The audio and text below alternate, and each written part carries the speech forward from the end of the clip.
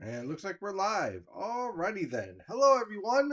Welcome to the live chat for Wednesday, May 20th, 2025. No, not 35. I know. I put that in one of my social media posts out there, which I think it was TikTok. I accidentally typed 2025. So how do you like that? 2035. See, I'm messing up.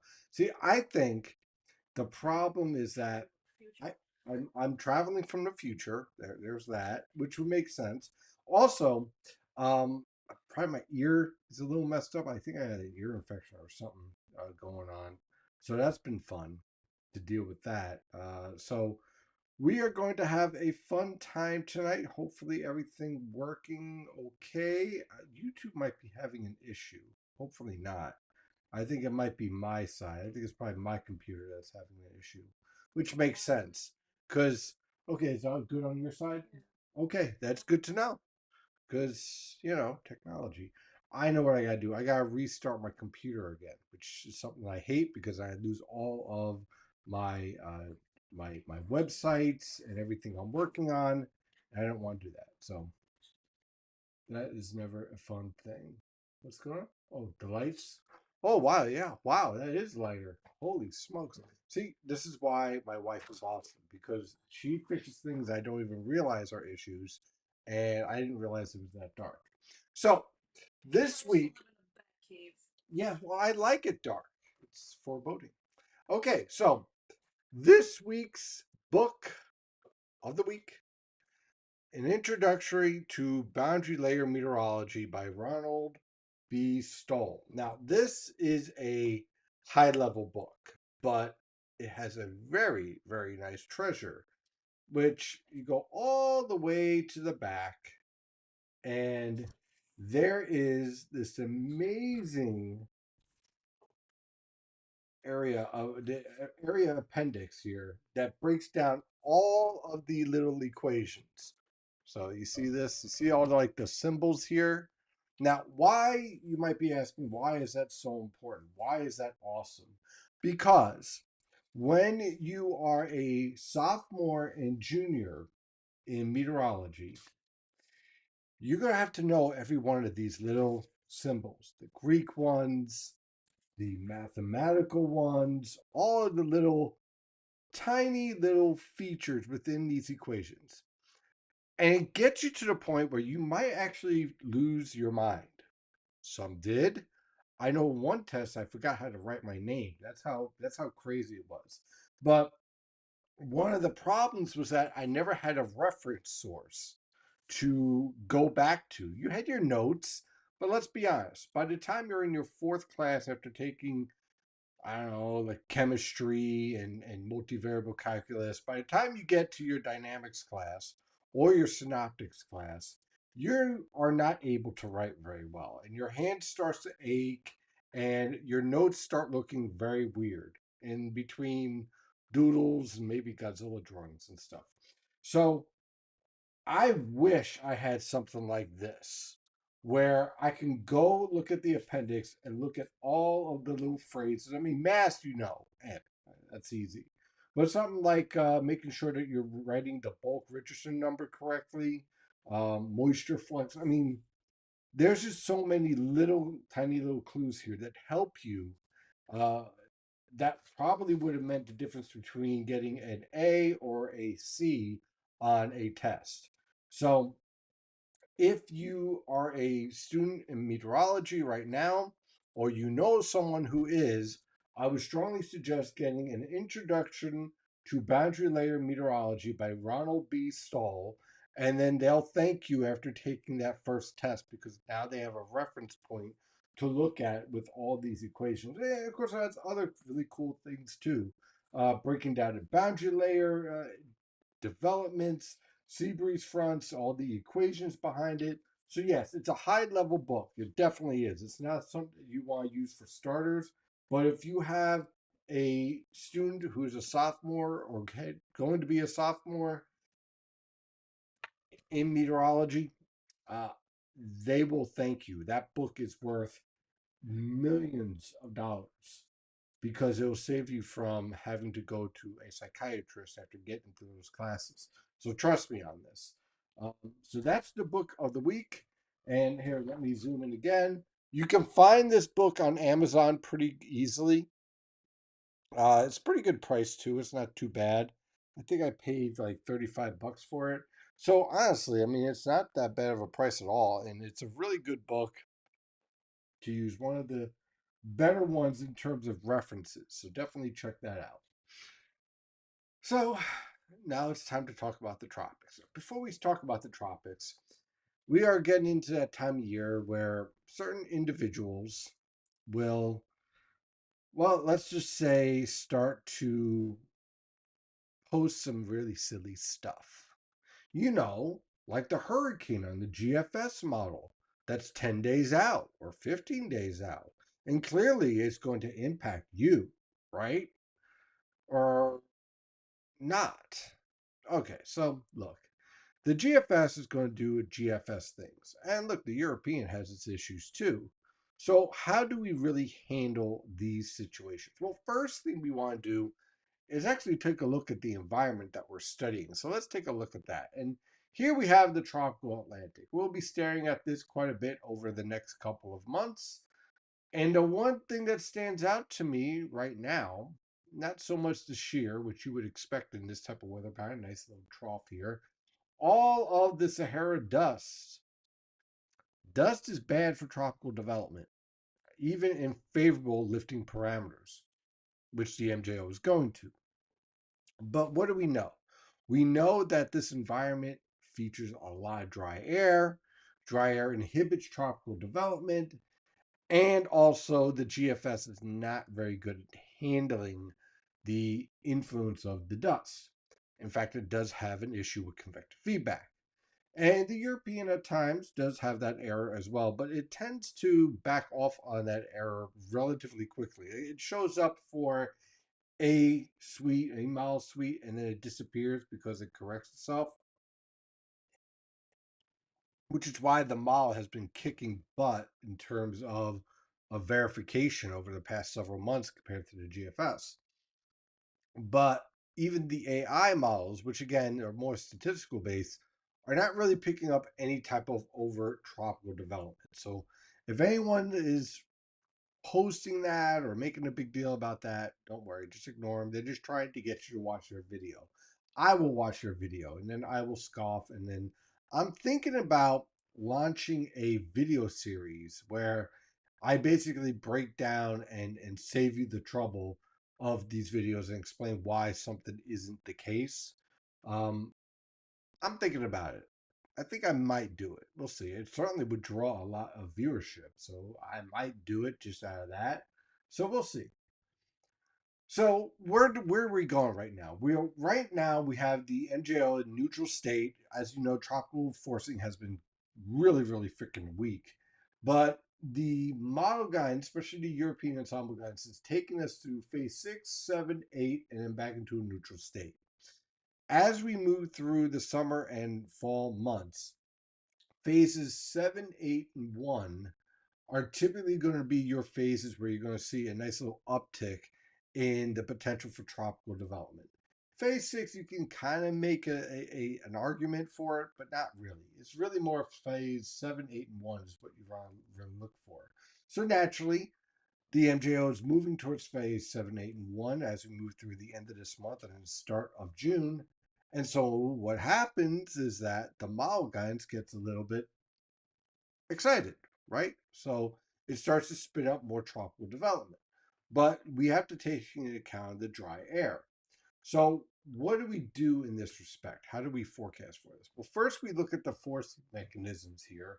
And you can see in terms of 200 millibar velocity potential, you see a nice focus here over the Caribbean, the Gulf of Mexico, and portions of the Atlantic. So, okay, we have lifting motion. We have the ability for some development here. We also see some nice development here over the Pacific, especially the Western Pacific. So that is certainly something that would catch one's eye. What I like to use is the precipitable water.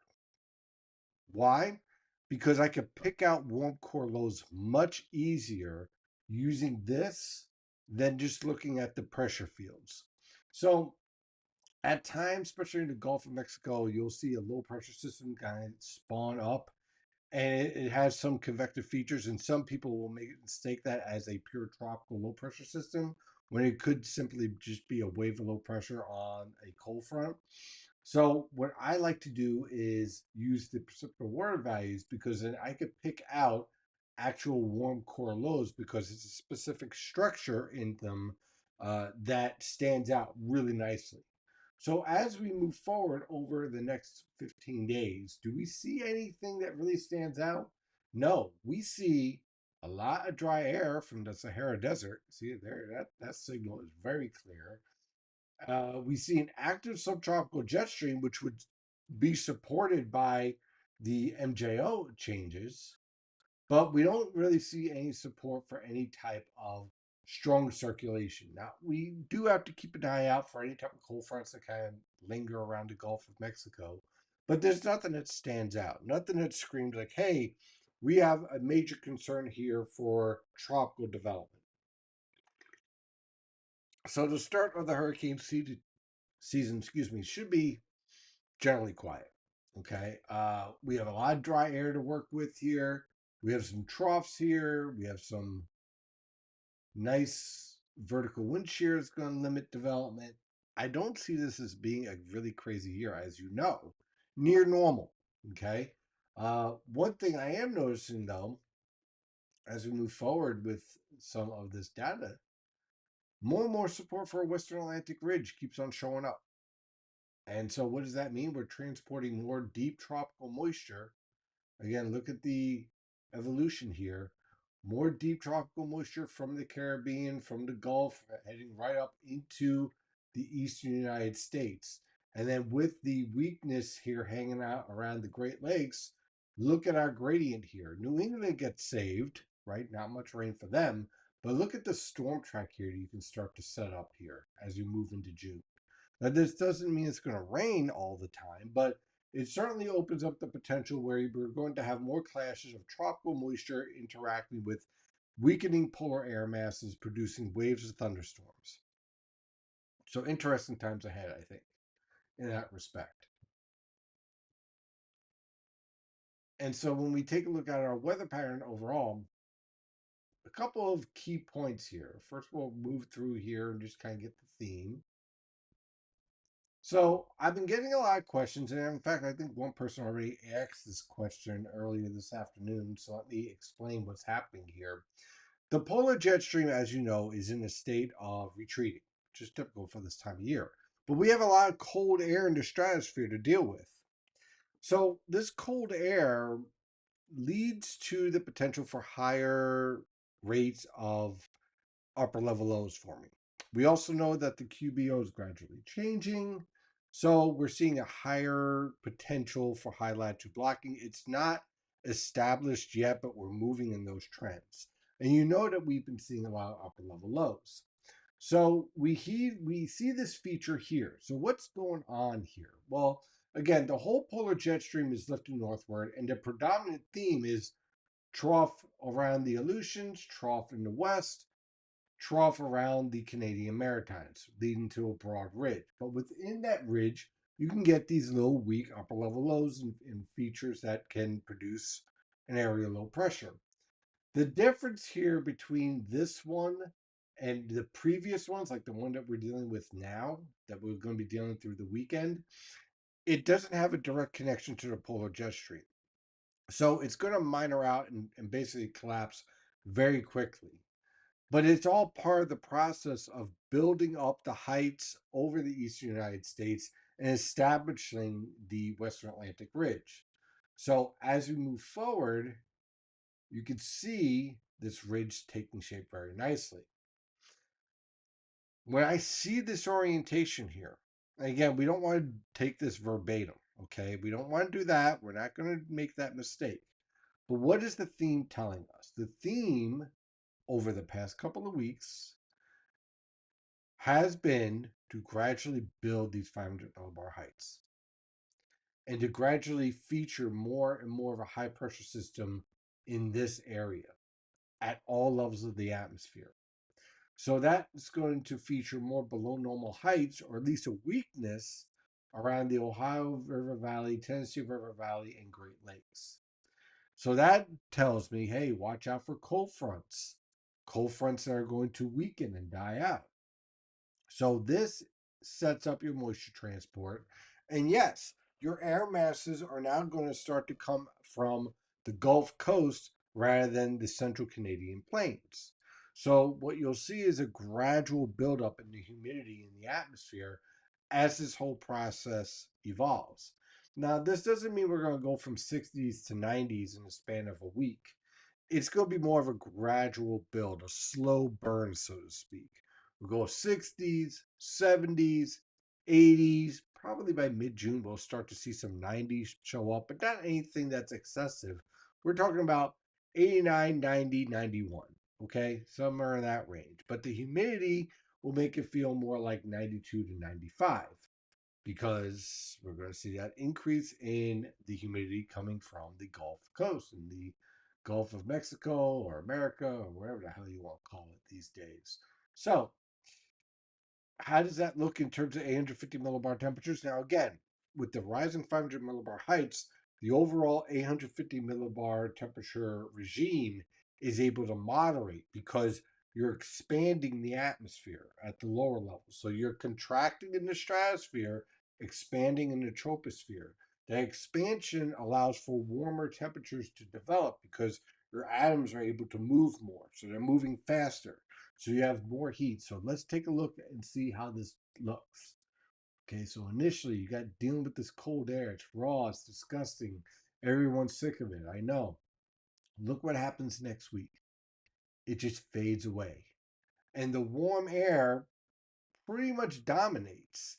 Now, instead of sustained polar air masses, now you get very weak transient polar air masses, and they get replaced very quickly. And look at that moderation right back, right? So, what is this starting to set up as we move through June? We're starting to set up these polar air masses try to push into the mid Atlantic. They fail. They moderate very quickly. This leads to thunderstorms, training at times, but not widespread.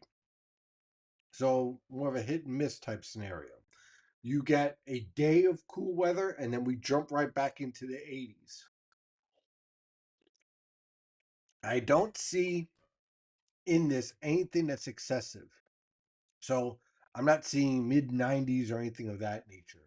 No record highs, but we definitely move to a more summer like feel with our weather pattern. So that takes us to today. Now we have two storms to deal with. One that's moving through right now that's producing some good moderate rain around the region. You can take a look at our observations here, and temperatures generally are stuck in the 50s. And they were a little bit warmer around the New York City metro earlier on. They were in the lower to mid 60s. By the way, great job by the Mets in terms of moving the game, not so much winning the game. They lost today. But it was very smart for them to move that game from 7 p.m. to 1 p.m. because they were able to play it. So it's good to see MLB getting more reactive to weather forecasts rather than waiting until everyone's there and they can't do anything.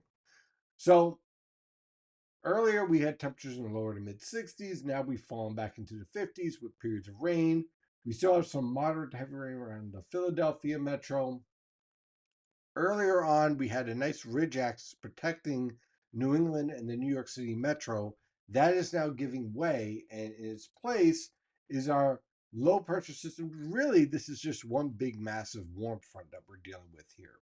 So here is our wave of rainfall that is lifting through. Let me just fix this on weather tap. Sometimes this happens. And again, there's our nice area of moderate to heavy rain, some heavier downpours here and there. And some locations around the Philadelphia metro are definitely pushing over an inch, while other locations like around Connecticut, basically around a quarter of an inch. The difference is the speed of the rainfall. You're getting rain throughout much of the day today around the Philadelphia metro and southern New Jersey. It's just getting to New York City metro, and now it's going to be moving pretty quickly out of here. So, what is driving all this? Well, it's this old upper level low. This upper level low is going to lift and head towards Quebec. And while doing so, it's going to weaken a bit. Meanwhile, and because of that, it's producing a nice southwesterly flow, pretty much all levels of the atmosphere except to about 9 to 25 millibars down to the surface, where it's more of a southeasterly wind. So you're getting this warm air transport. Then this feature here basically starts to cut off and organize itself in the Tennessee River Valley for tomorrow night into Friday. And as that starts to take shape, it produces an area of low pressure for us on Friday evening, and that is going to produce widespread rainfall for us. So you can see that whole process taking shape. But while this is all happening, the whole pattern itself is changing. So this whole process is a sign that the pattern is getting ready to change. So notice again, we're seeing more of a slight ridge starting to take shape out here in the Atlantic. It's taking some time, but more importantly, look what's happening in the Pacific. You're starting to see this ridge give way, this trough starting to build into the west coast. And so this is a sign that, hey, the whole pattern is starting to collapse in the Pacific and is ending this pattern that we've been dealing with, upper level lows and periods of rain and just horrible weather conditions for the weekend, certainly not beach conditions. That is all coming to an end. But in order to do that, we need to get this feature kicked out. And the only way to do that is to develop this storm. So right now we have nice moisture transport coming in off the Atlantic Ocean as this feature continues to organize. And you can see on the water vapor satellite picture, there's our low pressure system. There is all our lifting. Finally, it's starting to move through New England. There's our old upper level low, old primary low, and here's the new one to get ready to take shape and driving towards the Tennessee River Valley. And again, you can see the strongest lifting now lifting up into New England very clearly. And on the visible satellite picture as the sun is setting, again, not really seeing much in the way of any type of lightning here, just regular stratiform rain. So no convective nature of this rainfall at all. So as we move forward over the next 90 hours, here is where we start to see our new low pressure system develop. This is on Friday night. So you see Saturday 06Z. It's about 1 a.m. Saturday. So let's say from 10 p.m. to 4 a.m., the surface low pressure system will be intensifying and tracking through the Delmarva Peninsula, New Jersey coastal waters, and into southern New England. So Friday night to Saturday morning, I know a lot of people like to go out, do crazy things. Well, guess what? That is where we're going to see this rainfall really start to take shape. And again, you can see this very nicely here at 850 millibars. There's our low pressure system getting its act together, organizing very nicely here. And what does that look like in terms of precipitable water value? Well, there's our low pressure system once again. Now, you see how it's getting up to 2 inches here? Probably a little bit of convective feedback here, but you can kind of get the idea here, around 1.5 to maybe 2 inches of precipitable water value. So this will support somewhere between a half an inch or an inch and a half of rain organizing for Friday night. And in terms of the weekend, a little bit of good news. Saturday, scattered showers, but a lot of mix of sun and clouds. Sunday clears out very nicely. So if you have plans for this weekend, based on the 700 millibar relative humidity, probably lean more towards Sunday. So there's our first wave of rainfall lifting through. By tomorrow morning, more like widely scattered showers. So if you have plans for tomorrow morning, we really don't have to worry too much. Most of the rainfall is going to be moving through tonight. And then for Friday, again, Thursday through Friday, just pesky isolated showers, nothing too crazy. And then Friday night is where we're going to see our widespread heavy rainfall. So if you are going out or you're going to a baseball game, something of that nature, the evening's going to be a bit hit and miss here. Okay, not the best weather conditions, but if you're going to a baseball game, you'll probably be able to get most of it in, or at least get it to be an official game. But you're going to be dodging a couple of showers here. As you move through towards after 10 p.m., that's where the rain becomes widespread and heavy. So 12 a.m., 2 a.m. I know some people like to go out, not me. I never did really. But that is where we're going to see our heaviest rainfall. And then on Saturday, we're just dealing with scattered showers hanging around the area. And Sunday, we clear out. So again, I'm not seeing any type of intense heavy rainfall events, just a lot of unsettled conditions. And then after that, hey, if you're looking for plenty of sunshine, warm temperatures, beach like weather, next Monday, Tuesday, and Wednesday, we start to really improve. And next weekend, after a cold front moves through, Saturday and Sunday of the first full weekend of June looks pretty nice with temperatures in the 70s and 80s. So there we go. So that is our breakdown overall of what I am looking at. Now it is my favorite time of this little chat, and that is to answer all of your questions. In case you're new, the way we do this is that first we answer all the questions that are in the premium chat. Sometimes I already answer them, but we'll take a look. And then I go to social media. So if I don't get to you really quickly and you're on YouTube or X or Facebook, it's not a slight, trust me. Some people get really, really sensitive about that. It's just that I can't read everything all the time, or else I'll be here till 10 p.m. and then I'll lose my voice, and that'd be bad. So let's take a look and see what questions we have here. Already answered the upper level low one from Michael Bolonga. I probably am. By the way, I do apologize if I ruined your name. It's not a slight against you. It's more of a slight against me in terms of I can't pronounce anybody's name correctly. I am terrible. I can't remember names. I can remember faces. Names I am horrible at. Faces I'm good at.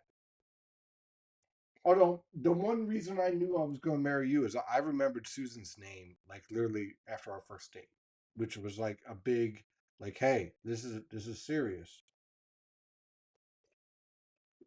Anybody else? Forget about it. Let's see here. Our dew point, our 70 plus dew points coming by July on a consistent basis. If we establish that southwesterly flow, yeah, I do. I do think this is going to be a humid summer. So, as such, I am looking forward to losing some weight, getting a little bit more cut because I literally will be sweating all the time. So, I do expect it to be a humid. I remember when we were in our apartment and the air conditioning wasn't so great, and we get a power outage. I swear I lost 10 pounds just by sweating. That was just rough. Severe setups. I think we're going to need to watch out for these stolen cold fronts. And here's something that, quite frankly, we really need to monitor really carefully is the establishment of outflow boundaries and mesoscale boundaries with thunderstorm outbreaks that we can't forecast now. So let me explain what I mean. Okay. So we have thunderstorms that drop in from the Hudson River Valley, right? Or from the Poconos, right? And they head down towards the Lehigh Valley and they start to break up around the Delaware River Valley. As they do so, they produce cold pools.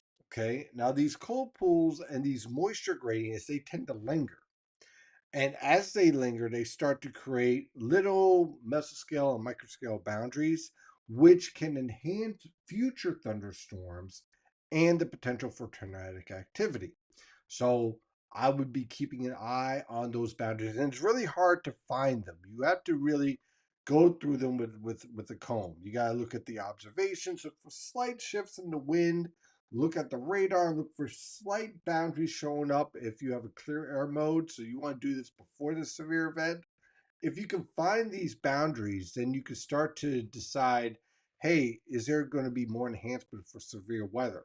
So this is beyond synoptic. This isn't something where you can make a big map and make a big deal about. It's really fine detail stuff that we're going to have to really keep an eye on. And what's unique about the Northern Atlantic is that we have so many different air masses here to counter. Okay, we have to consider the polar air mass dropping from the Great Lakes, the tropical air mass surging northward from the Gulf Coast. You have the maritime air mass to deal with along the immediate coast, like your sea breeze front. So that's just three air masses right there that we all have to account for. So definitely the potential for severe weather does look reasonable. So we already talked about the upper level low. Good evening, card. All right, good deal. Live from Freehold, indeed. Much needed rain again. As much as constant rainy weather is lousy for outdoor stuff, we still need a lot of steady, moderate rain to replenish groundwater. Agreed. I get it. Everyone wants to go out and have a good time, right? I get it, and garden and all that good stuff. We need this rain big time. This is a blessing because the one thing we don't want is fire danger. I don't know about you, but I don't need any wildfires anywhere near me. Drought is bad. Some models are suggesting tropical wave and Central American gyro may interact and spawn a tropical system in the next 7 to 10 days. Any thoughts? No, no. It's what I would be really mindful of is maybe a stationary front in the Gulf of Mexico. Um, but I don't think we're there yet. Okay. I think that there's a lot of dry air in the Atlantic via the dust, and I think that's a real strong inhibiting factor. So I'm not really looking for any type of significant development. We will have to keep an eye out again for those stationary cold fronts that will linger in the Gulf of Mexico and in and off the East Coast, especially the Southeast Coast. This is why I had a high threat for them over there. I envision a lot of stationary fading cold fronts off of South Carolina, North Carolina, Georgia, Florida coast, where you can get a low pressure system to spawn. I could definitely see that being a threat, but nothing that really stands out over the next 7 to 10 days. Once we get into the warm and humid pattern in June, it looks like 500 millibar temperatures are really cold. So if when caps get broken, the potential for severe weather could really pop. Oh, absolutely. One of the things with a cold stratospheric environment, by the way, is that you enhance the potential for thunderstorms to really grow in the atmosphere. It also enhances the potential for tropical low pressure systems, warm core lows, to really intensify and grow and become larger storms. Um, this year, we're going to have to watch out for the potential for downburst wind gusts this year, very heavy downpours, and vivid frequent lightning. Keep an eye on that. I think that's going to be a theme. GFS 18Z run to spin up the first Atlantic tropical system of the year. Looks like a GFS special. Well, the keyword there is GFS. You know, that's always a thing. How does the Western Pacific look as terms of tropical activity? I'm not really seeing anything that is abnormal, nothing that is a threat that would impact our weather pattern. Again, what impacts our weather pattern is Category 3 or stronger storms that curve up to around Japan and then head up towards the northern Pacific. Nothing like that is showing up in the weather pattern right now. Once the Atlantic Ridge gets established, what are the things that could cause it to move east-west, and what could increase or alternately break down, even if temporary? We have to watch out for the process of the negative NAO in the northern Atlantic. The stronger the negative NAO gets, the stronger the Western Atlantic Ridge will get. The other thing that we'll have to keep an eye on is any type of upper level low formation in Quebec or ports of basically around the Hudson Bay. That will lead also to a balance where you have to build up the Western Atlantic Ridge as well. Something that could break the Western Atlantic Ridge, if once it gets established, probably would have to be a very powerful cold front moving through the Canadian Maritimes, but that's pretty much a rare event once we establish that ridge because by this point your polar jet stream is much weaker and your 500 millibar heights are enhanced. Drive to and from Atlantic City this past Saturday was great, nice weather, not a lot of traffic. because it was too cool for the beach. Yep, that's going to happen. Now it's time to go to the beach if you want to just go out there and chill. And the people going down the whole weekend or week went Friday afternoon, Saturday. So yeah, it would definitely be a good ride. Let's take a look and see what we got on YouTube. If anything stands out. Let's see here. Uh, okay, I have been studying the average temps in New York City Central Park and Newark, and why is Newark average temperature so much higher versus normal than New York City normals? It's been like this for 3 years. Okay, very easy. This is going to be very easy. Newark's temperatures are surrounded by an airport, so a lot of concrete, urban heat island effect. New York City's is literally within a park, Central Park, with a lot of trees, a lot of grass, generally cooler, slightly, very slightly cooler conditions. So that's why you're seeing that difference.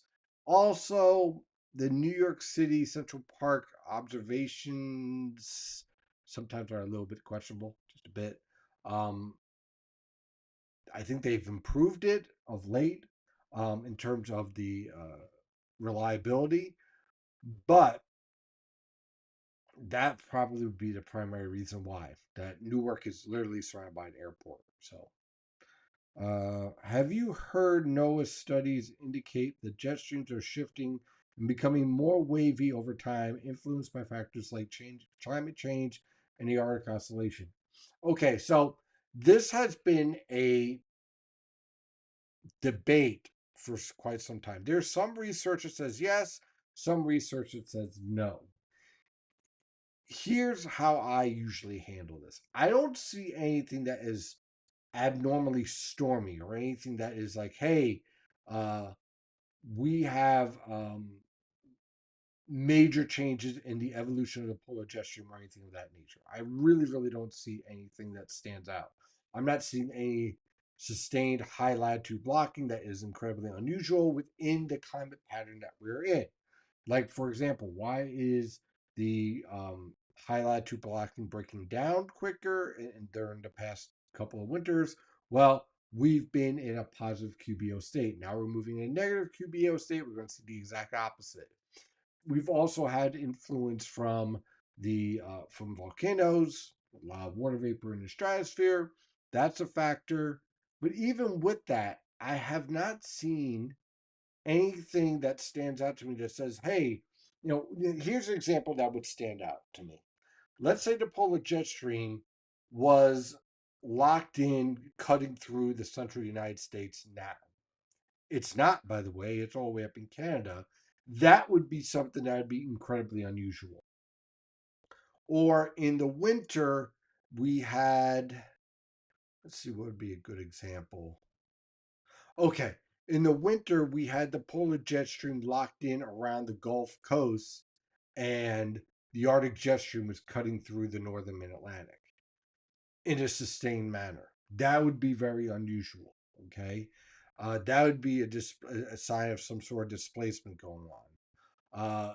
Or in the summer, if we had a sustained more winter-like pattern in the summer. Having a cutoff low being a pain in the neck and ruining everyone's weekend is not a sign of climate change. It's just weather. It's just part of our weather pattern. Let's see. I'm going to the Mets game 4:10 on Sunday. I would prepare for showers, scattered showers around the region. They probably will play that game, but I would definitely have some rain gear and some money for a delay or two. So that's how I see it right now. As much as we can't get work done in the field, I'll be the first to admit we need the rain. The way the ground dries up as quickly is proof that we don't have enough moisture in the ground. Yes, we are improving our groundwater, but we're not there yet. But we're getting there. And this type of rainfall, this light to moderate, at times a heavy burst here and there, is exactly what we need to get out of this drought. Uh, is there a better chance for heavy rain come Friday night into Saturday morning more than severe? Yeah, severe threat. The only place where you're going to have a severe threat is like Virginia, maybe Delaware. But North Carolina, let me pull up 500 millibars. 1 second here. Let me. Okay, so where would we get a severe threat in this scenario? It's going to come right here. Okay. Uh, Let me go. Here we are. Perfect. Okay, so here we are on Friday evening. Now, what you have set up here is a nice divergence and diffluence here, and just a slight influence of vertical winds changing with height. Very, very slight, but enough in this warm sector down here in Virginia and North Carolina, where you have enhanced Cape values, to support thunderstorms that could produce some tornadoes. Now, I'm not looking for a widespread tornado outbreak, but if you're looking for a tornado, probably this area is where I would look. For us, because of our southeasterly wind and then veering towards the southwesterly wind, we don't really establish a strong convective nature in this rainfall. And the nature of this upper level trough, again, take a look at it. See, it's going into a negative tilt like this. Now, at 850 millibars, the 850 millibar low is developing over and then to the east of us. This is an environment of more stable air, not a now. Okay, so right here, you see this environment right here with the 850 millibar low. Right here is where you would have your warm sector and where you'd have your potential for thunderstorms. For us, once that upper level low gets to our neck of the woods on Friday night, it's pretty weak to begin with, but also a lot of your warm sector dynamics here, your vertical wind shear, your instability, is focused really over the coastal waters, not really over us. Now, if the 850 millibar low was like back over central Pennsylvania, hey, game on. There's definitely potential. But because it's moving right over us, really it shifts over the coastal waters and we just get some steady rainfall out of it. And that's where we're at on that. Uh, All right, let's see here. So, do we have any questions on X or anywhere else? All right, let's see what we got here. Newark Airport has to be one of the warmest spots in the New York City metro to New England area. The fact that it is used for temperature observations at this point is absurd, given that it literally is all asphalt and concrete with high levels of air traffic. Well, yeah, I mean it's good. It's good in terms that it's steady. At the very least, that you have a long history of the temperature observations, but I tend whenever I have to use something for Newark in terms of temperature analysis, I try to look for surrounding areas to see what the degree of the urban heat island effect is in that environment. Solar max is a major factor as well. Oh yeah, absolutely. Solar maxes and mins definitely are a factor from a long-term climate influence. And what I mean by that is it doesn't influence the storms. It doesn't really influence directly uh, weather patterns within a week, but it influences the weather pattern theme for seasons. So when we actually meet a solar minimum, uh, and we start to see that extend itself, what you'll see is a more buildup in the ozone, excuse me, and that buildup in the ozone will lead to a warmer stratospheric environment overall. The warmer stratospheric environment overall in the winter leads to a higher potential for high latitude blocking, and the high latitude blocking leads to more impressive winters. When was the last time we had a solar minimum? Uh, 2010, 11. You guys remember those winters, right? They were pretty crazy. Well, that's the last time that we had that real environment. Now, as you move away, you can still have those environments in play because it's not like you're going from 0 to 40 or 50 a day. You go 0, then you get 1 or 2, 5 or 6. So it's a gradual buildup, right? Just like this is a gradual decline. But it's definitely a factor, absolutely. Well, we actually had some pretty good questions tonight. Very nice job, guys. Very, very nice job. Good questions on the GFS. Look, as a professional meteorologist, I have to say this, all right? I don't use the GFS anymore. I just don't. I just don't trust it. Its verification numbers have literally tanked. And as such, I can't justify using that model with verification scores that are literally in the 70s and 80s. Even some weeks it was down to 60s. When I have other the Canadian kicked the crap out of it. The All of the AI models beat the GFS. The European easily beat the GFS. So it's it's bad to just rely on a model. So I try always to mix different models like the NAM, the HRR for mesoscale data. I do look at the Canadian guidance. I look at the ensemble guidance.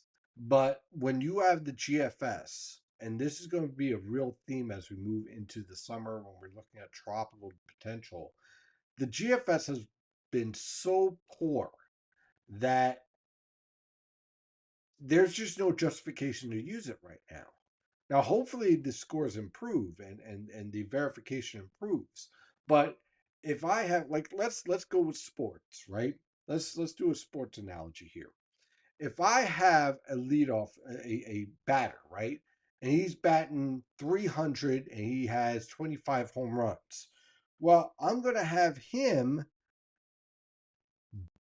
bat fourth, right? And drive in runs. Then I have another guy who's batting 125, has two RBIs, and keeps on hitting himself with the bat, right? So he's a complete klutz. Well, he's riding the bench. I'm not using him, especially in a major scenario, a game winning scenario. I will use him when the team is getting blown out 15-0, and give him a couple of at bats. If he gets hurt, it's not a big deal. So that's the GFS right now. The GFS is the 125 hitter who keeps on hitting himself with the bat. Okay. And the slugger right now is the European. So when you start to see people using the GFS to hype up storms, understand they're using an inferior model that has been failing repeatedly for several months now and has a really, really bad history of serious convective feedback error, especially when it comes to tropical systems. Which is why, and this goes back all the way to the MRF days. This is when the MRF is the grandfather of the GFS, right? And the MRF used to spawn up hurricanes in December. Okay, that's how bad it was.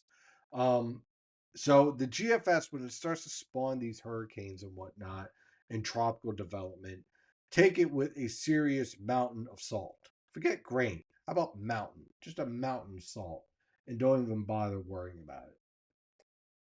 Let's see. Are the GFS issues due to bad data, bad model design, or both? Both.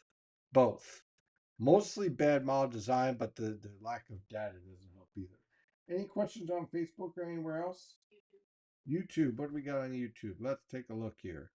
Oh, wow. Look at that. Curious if anyone has ever looked into whether average windiness has been increasing. Actually, they did do this. Actually, I think NJ.com, I think, did this.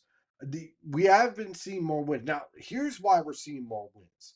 We've been seeing more clash of air masses this spring. So this spring has been very, very windy. And the reason why is because we've been seeing more of a clash between the maritime, polar, and somewhat tropical air masses over the northern mid Atlantic. So the polar air masses have been a little bit more enhanced this year. So you're getting stronger low pressure systems because of that interaction, and that's leading to more winds this spring. Let's see here. Da, da, da, Okay, let's see here. We're going to chill on the sports as far as like, each game, but I will say this. Uh Thursday, tomorrow and Friday afternoon and evening. It's Thursday afternoon for any sporting events, whatever you guys might be doing. Should be okay. I can't rule it out being completely dry. I can't rule out a passing shower here and there, but you should be fine. Okay, nothing that will wash you out completely. Maybe a 15, 30-minute shower. Friday is where it gets a little bit more dicey, where you get an increase in potential for rain as you move further along in the evening, and anything that is going on after 9 p.m., you are really pushing your luck there. So 7 to 9, scattered showers.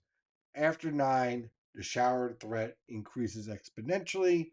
After 10 o'clock, widespread rainfall, heavy at times. So prepare accordingly. Let's see here. All right, that's pretty good. We got a lot of questions in, and looks like things. I have to learn now with YouTube. Now I'm getting these crowns. Number one, number two. I have no community, huh? I don't know what the heck. Here's the thing. I'll be honest with you. As a 45-year-old, going to be 46 in August, um, it is hard at times. And I'm sure maybe 20-year-olds feel like this too. Keeping keeping up to date with all the changes in social media. They don't tell. I mean, it's just there. So look, sometimes I just wish we'd go back to the old days of MySpace, and I just yes, yes, that would be nice. But what can I say? I feel like I'm like the old guy screaming, "Get off my lawn!" It's not that I'm against change. It's just like, give me a handbook, give me something, give me a help to say what in the hell is this, you know. So it is what it is. It's just a way to get people to chat, fight for the number one spot, nothing more. Number one, always. Exactly. Oh my God, that is crazy. So it is 8:51. Let's see if we got any more. You are young, actually. I am young. See, here's the thing. I am young at heart. My knees, though, are not young. Okay.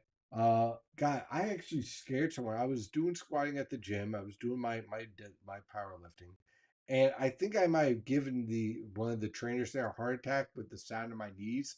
It literally just sounds like cracking and creaking, but it doesn't hurt me anymore. Yes, exactly. But it doesn't hurt me anymore. Like they're like, "Are you in pain?" I'm like, "No, I don't feel it at all." Uh,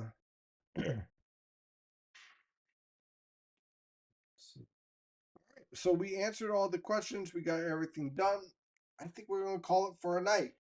So we got this rainstorm coming up for this weekend, Friday into Saturday, but I think most of the weekend's going to be okay.